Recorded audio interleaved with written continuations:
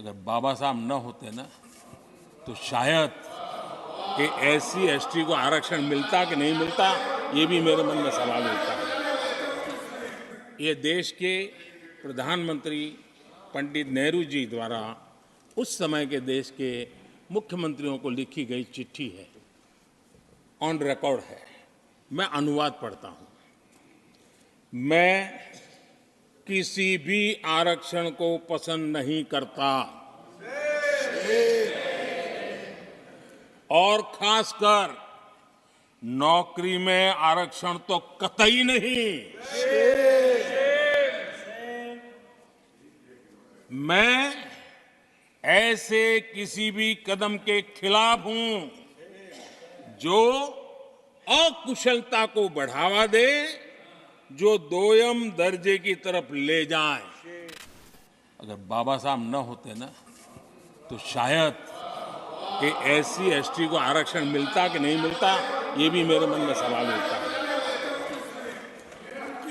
आदरणीय सभापति जी,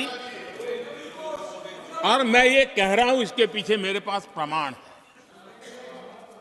इनकी सोच आज से नहीं, उस समय से ऐसी है।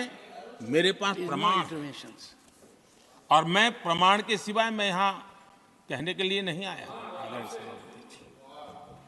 और जब बातें वहां से उठी हैं तो फिर तैयारी रखनी चाहिए उनको। मेरा परिचय तो हो चुका है, 10 साल हो गए।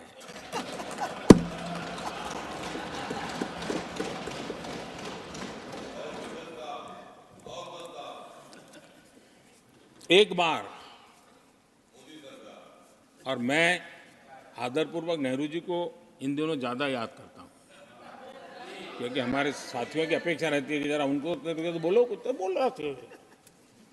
अब देखिए, एक बार नेहरू जी ने एक चिट्ठी लिखी थी, और ये चिट्ठी मुख्यमंत्रियों को लिखी थी।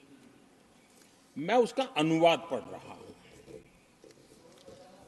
उन्होंने लिखा था, ये देश के प्रधानमंत्री पंडित नेहरू जी द्वारा उस समय के देश के मुख्यमंत्रियों को लिखी गई चिट्ठी है, ऑन रिकॉर्ड है। मैं अनुवाद पढ़ता हूं।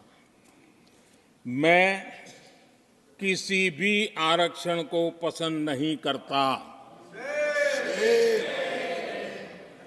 और खासकर नौकरी में आरक्षण तो कतई नहीं।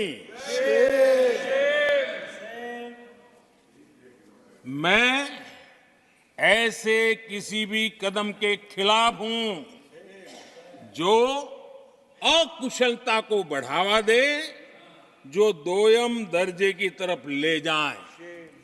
ये पंडित नेहरू ने मुख्यमंत्रियों को लिखी हुई चिट्ठी है। और तब जाकर के मैं कहता हूं, ये जन्मजात इसके विरोधी है। नेहरू जी कहते थे, अगर एससी एसटी ओबीसी को नौकरियों में आरक्षण मिला तो सरकारी काम का स्तर गिर जाएगा। और आज जो आंकड़े गिनाते हैं ना कि इतने यहां हैं, इतने यहां हैं, उसका मूल यहां है, क्योंकि उस समय उन्होंने रोक दिया था, रिक्रूटमेंट ही मत करो। अगर उस समय सरकार में भर्ती हुई होती और वो प्रमोशन करते करते आगे बढ़ते तो आज यहां पर पहुंचते। सभापति जी, ये कोर्ट में पढ़ रहा हूं, आप वेरीफाई कर सकते हैं। मैं पंडित नेहरू का कोट पढ़ रहा हूं।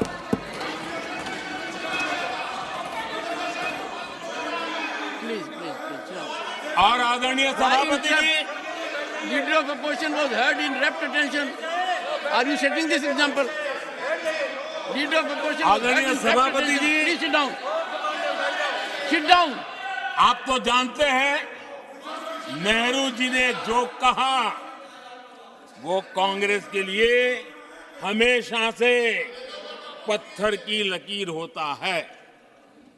नेहरू जी ने कहा, मतलब पत्थर की लकीर उनके लिए, दिखावे के लिए आप कुछ भी कहें, लेकिन आपकी सोच ऐसे कई उदाहरणों से सिद्ध होती है।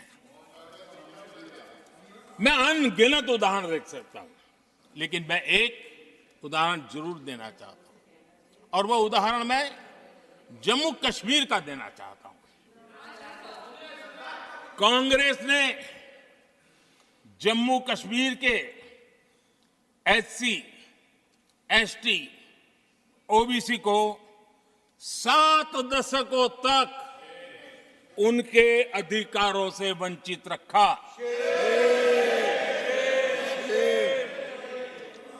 आर्टिकल 370 मैं हम कितनी जीतेंगे उसकी बात अभी नहीं कर रहा हूं। आर्टिकल 370 को निरस्त किया,